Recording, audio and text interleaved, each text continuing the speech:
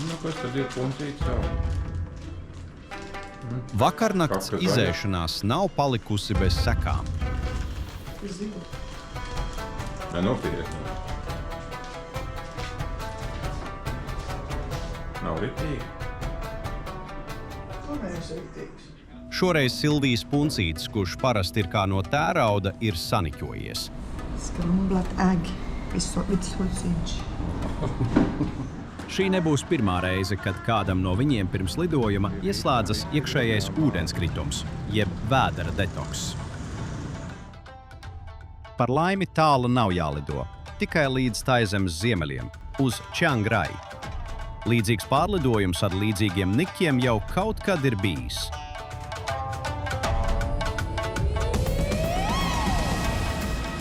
Atkal to!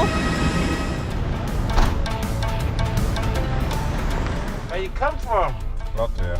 Russia. Nē, Latvijā. Latvia. Like the same in French. Almost. Yeah. It's minus. Yeah, Maybe 10 degree minus. Yeah, maybe 25. Yeah. 25!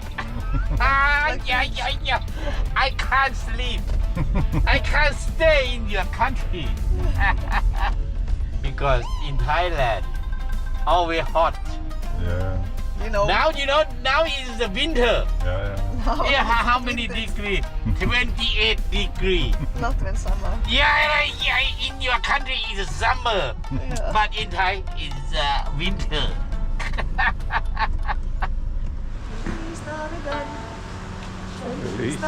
Jāpiekrīt jau ir dīvainajam taksistam, jo šobrīd Latvijā ir ap mīnus 25 grādi. Te bija, tad kaut kas bija iedūries tur. Mums tā. Te ir tūzna. Šitā, te ir tūzna. Te ir tūzna. Iestaigātie apavu saucā. Nu jā, ceļojumā ir jābrauc ar pārbaudītiem apaviem.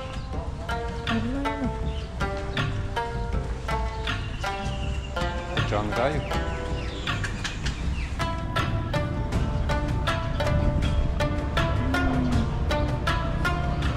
Tas viss man apčakarēja. To vēl nezinu, tas ir samās pirmo. Es ņemšu pēdējo cūci. Tev redzēs, ka tas sanāks. Vietējā ņēmā. Nav, tikai izcīvs. Garša. Grašīgi. Salda skāma. Pat čili nevajag.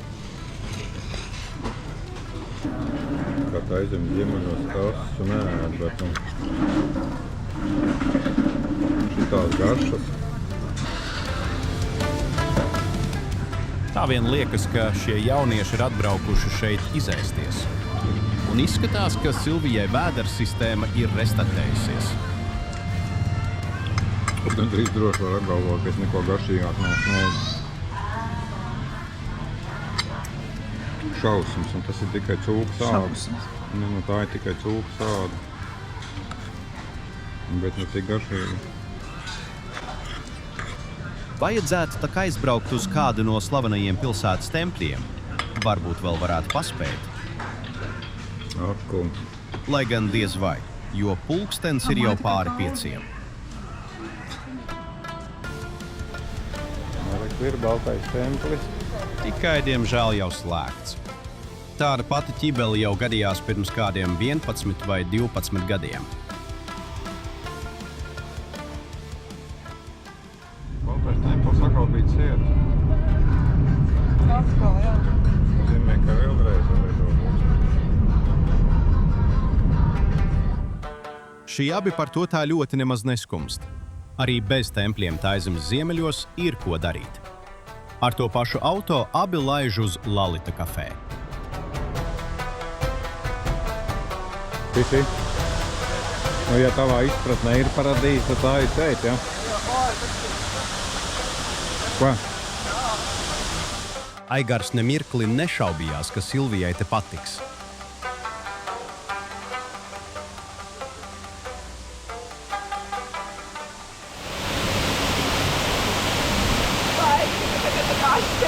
Kafejnīcu izveidoja jauna taizemiešu uzņēmēja, kura studēja Japānā un iemīlēja turienes kawaii lolita estētiku.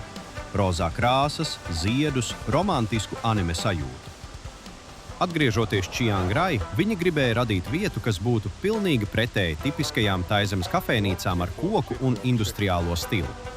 Viņas ideja bija nevis vienkārši pārdot kafiju, bet radīt vietu, kur cilvēki jūtas kā pasakā. Kāpēc tā kļuva slavena? Sākumā vietējie domāja, ka tas būs pārāk nišīgs projekts. Taču notika kas interesants. Tikai netaisno te kļupš. Pirmie apmeklētāji sāka publicēt bildes Instagram. Vienu no bildēm pārpublicēja Japāņu influenceris. Domā, ka neizdodas, tāpēc tas ir jaunākais te.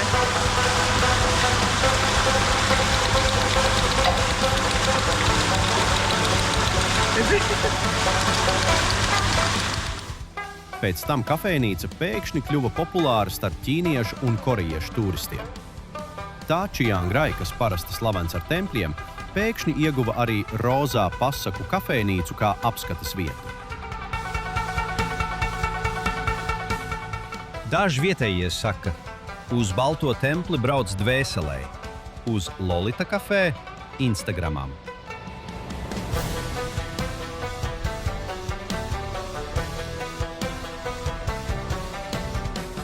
Vai te ir vērts atbraukt? Īsā atbilde. Lolita kafē nav kulinārijas brīnums, bet tas ir Instagram spot, nevis gastronomijas galamērķis. Kad ir vērts? Ja tev patīk skaistas vietas, bildes, estētika, ja jau esi Čiangrai un tas ir pa ceļam, ja gribi mierīgi iedzert kafiju ziedu dārzā, daudzi ceļotāji saka, ka vieta ir picture perfect and cute, tātad vizuāli trāpa mērķī. Ceļotāja pieredze ir dažāda, taču vienaldzīgs nepaliek neviens. Viss ir apspūļis šitai te puķu valstībā. Nezinu, ko darīt, ko filmēt, ko ķert, ko grābt, vai ne? Ko? Fotogēnums 13 no 10. To pierāda kaut vai fakts, ka Aigaram Silviju vajadzēja bezmaz vai izdzīt no šīs koši ziedošās teritorijas. Ko darīt? Films ar puķiem, ko? Kur acis pārs, ko ķert? Tas nav jāķer. Nav ne mazākās nojautas, cik daudz laika viņi tur pavadīja. Aigaram jau sen kurkst vēders. Kā gribas ēst. Beidzot pabraucot garām pilsētas simbolām, viņi tiek līdz nakts tirgumu. Nekavējoties tiek pasūtīta viena no taizemes klasikas – Tom Yum. Kā tā garšo? Parasti saka, pirmā karote – skābi, otrā – asi, trešā – tā jau ir atkarība.